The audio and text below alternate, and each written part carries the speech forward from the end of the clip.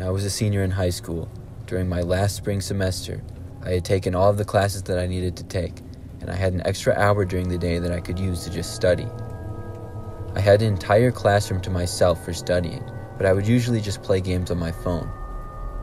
It was during my third period, so I couldn't go home early or anything like that, but it was still a nice break for me. One day, I got to my study hour and actually had some homework to do.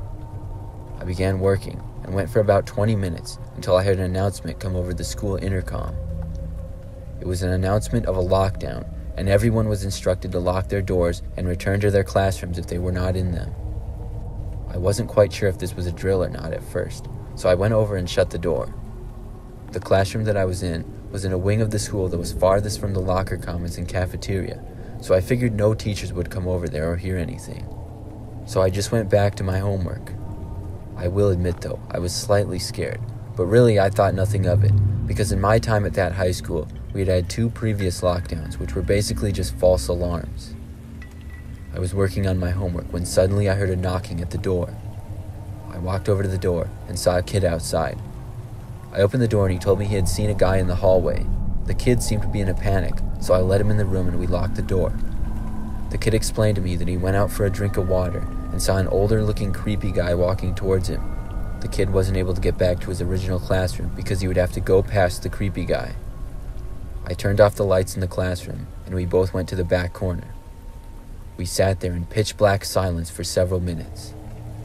I whispered over to the kid and asked him what his name was, but he appeared to be gone. Then there was another knocking at the door to the classroom. I was pretty scared at this point, but I slowly got up and walked over to the door. I listened on the other side and heard someone say police. I was shocked. I opened up the door to see several officers. One of them pulled me out of the room immediately. I was as confused as can be, but then I saw them go into the room and a short time later come out with the kid that I had let in. They led him away and they told me that he had been the reason for the lockdown.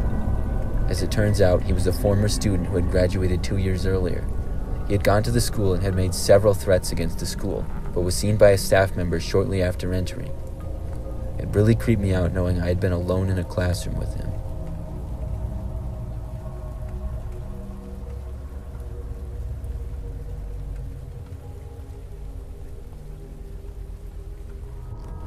This story happened my senior year of high school, which was about 5 years ago now. That year, they added this new room at the back part of the school. I can't remember the exact name they used for the room, but it was basically just an area with several computers and tables, and it was used for giving students extra help with school or making up tests and things like that. It had been made out of an old abandoned classroom that wasn't used for several years. At this time, I had been out of school for 2 days with an ear infection, and in that time, I missed a math test. When I returned to the math teacher, he allowed me to make up the test during study hall, so I went to that new room to take it. The teacher, Mr. Marcus, didn't want to have to go to the room and watch me take the test, so he let me go by myself and said he trusted me not to cheat. I walked all the way over to the room, which was pretty much on the complete opposite end of the school, and once I got to the room, I sat down and began the test. It wasn't too long of a test, but it was a really important one. Right when I got to the third question, the telephone in the room started ringing. I didn't want to get up and answer it, but I figured it was probably Mr. Marcus. I walked over and picked it up. When I did, I was told we were under a lockdown and there was a suspicious person in the building. I was scared being all by myself back in this room with nobody else there, and there wasn't even a classroom next to me I could go to, because this classroom was between 2 locker rooms for the gym, which was also nearby. I did what I was instructed to do and shut the door. As I did, I decided to take a quick look out into the hallway. It was completely empty and quiet as well. I went back in and decided to turn off the lights. I went out of sight of the door and went towards the back. Then I took out my phone and used the screen to give me some light to try to do more questions of the test. However, I couldn't really focus with us being in a lockdown. Suddenly, I heard the door to the room that I was in open. It was at that moment that I remembered I hadn't locked the door. Quickly, I ducked down underneath the table that I was at. I could see just barely from under the table a small amount of light coming in from the doorway and saw boots on the ground. At least they appeared to be boots, as I couldn't really see much. I was terrified, and I held my breath so that I wouldn't make a sound. Whoever was in there stood in the doorway for a while, and then the door shut. I barely heard footsteps walking into the room. I was literally shaking, trying not to make a sound. The room then went completely silent and remained that way. I slowly breathed in and out as quietly as I could. I was expecting at any moment to feel someone grab me from behind or something like that. But then, out of nowhere, I heard the sound of a computer falling off a desk to the ground. Then I heard the noise of a man yelling and screaming. It seemed as though whoever was in this room had gone into a rage and was screaming and smashing things. I opened my eyes and looked over. I still couldn't really see anything, but I could hear where all the noise was coming from, and it was at the opposite end of the classroom to my left. I was terrified and knew I needed to get out of there. The exit was directly in front of me and to the right, and the noises were directly in front of me to the left, so I figured I had to make a run for it.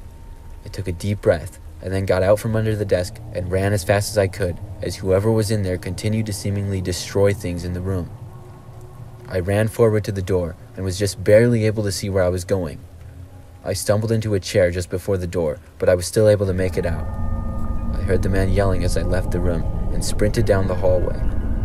I ran all the way to the front end of the school, where I saw a police officer. I yelled where the guy was and that he was destroying things. Another officer led me out of the school. After some time, I was able to calm down and they ended up catching the man. I got to go home right after that, and I feel so lucky that I made it out of that room, because obviously whoever was in there was very dangerous.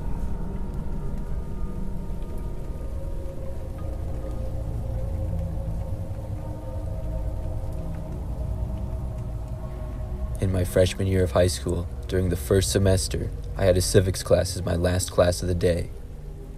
The school that I went to was pretty average size, I would say.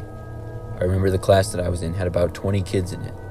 It was a couple of months into the school year at this point, and on this Thursday afternoon, we were all just listening to the teacher go through some announcements, when suddenly the phone in the classroom rang. The teacher, Mrs. Lindstrom, walked over and answered it. Then she hung up and told us all that the school was going under a lockdown. She seemed pretty serious and told us that this was not a drill. She locked her classroom door and then turned out the lights and instructed us to the back end of the classroom. We all got up from our desks and went to the back. There was a lot of whispering going on, but nobody seemed to know why we were under a lockdown. The longer we all sat back there, the more concerned everyone seemed to get, which made me start to worry. I started thinking of all the possibilities of what could be going on. It got really quiet after a while, and at one point, we heard footsteps going down the hallway, but we didn't know whose they were. The lockdown went on for probably 30 more minutes before there was another call to the classroom announcing that the lockdown had been ended. We returned to class for the final 15 minutes or so, but the only thing on my mind was what could have caused it. School was dismissed after that, and I left school to get on my bus. When I got outside the school, I noticed several police cars with flashing lights. Everyone was talking about the lockdown, and I heard several rumors about what it was. But it wasn't until later that night where I got the real answer. My friend Robbie, whose mother worked at the school, told me that the lockdown had been caused by a student who claimed to see a strange man wandering the halls. However, after an extensive search of the school, one of the back doors was seen to be open, and it was determined that the man had left. The area was briefly searched, but the man was never found.